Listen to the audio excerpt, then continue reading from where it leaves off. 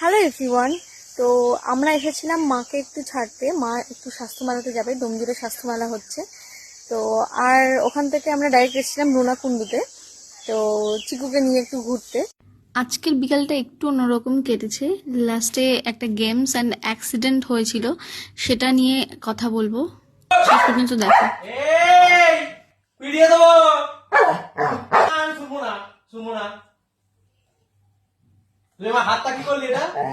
আমার ভুল হয়েছে, ক্ষমা করে দেন। তো এখানে তো চিকু এখন আবদার করতে বসেছে, ও ঘুরতে যাবে বলে। দেখছো ও কেমন করে আবদার করে। তো যথারীতি ওর আবদার মিলিয়ে আমরা এখন বেরিয়ে পড়েছি ওকে নিয়ে একটু ঘুরতে যাওয়ার জন্য। আর দেখেছো এখানে কত খুশি চিকু। তারপর আমরা 57 বাস স্ট্যান্ড হয়ে মাকে ডোমজুর স্বাস্থ্যমেলার সামনে নামিয়ে দিয়ে ওখানে একটু ওয়েট করছিলাম, কারণ সামনে থেকে ওদের র্যালি আসছিল। এখানে তো বেশ ভালোই আয়োজন করেছিল।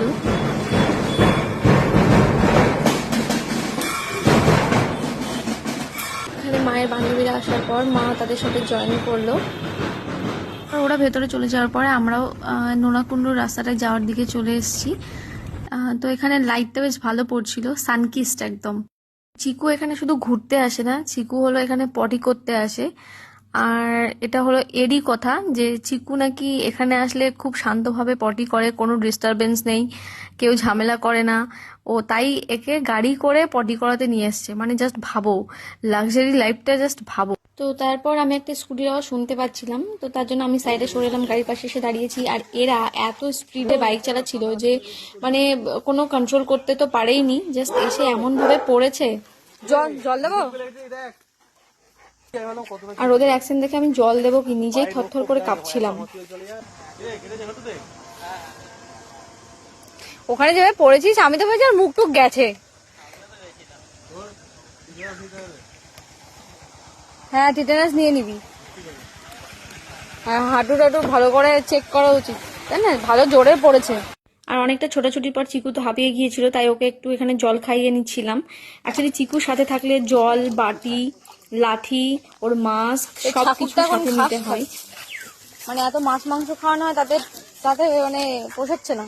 কারণ ছাগলটা ঘাস খাচ্ছে, আর এ হলো ছাগলের মালিক, ছাগলকে ঘাস খাওয়াতে নিয়ে এসছে। তো এখন চিকু হলো হাঁপিয়ে গেছে, এবার গাড়ি করে বাড়ি যাবে। না বুঝে দিন ভালো করে।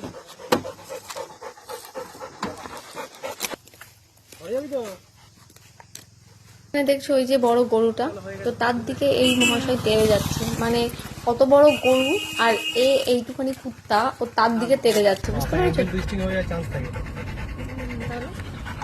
আমার কোনো প্র্যাকটিস নেই, কিছু নেই। এগুলো কোথায় শিখেছিস রে তোরা? কোথায় শিখেছিস? নিজেরাই। তো ফেরার পথে বাচ্চাগুলোর সাথে দেখা হলো, আর এরা এখানে এই গেমসটা খেলছিল। এই গেমসটার নাম তোমরা কে কে জানো অবশ্যই কমেন্টস করে জানাবে।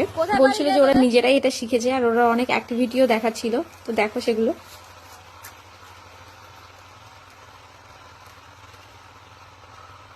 ওই যে পড়ে গেছে দেখো।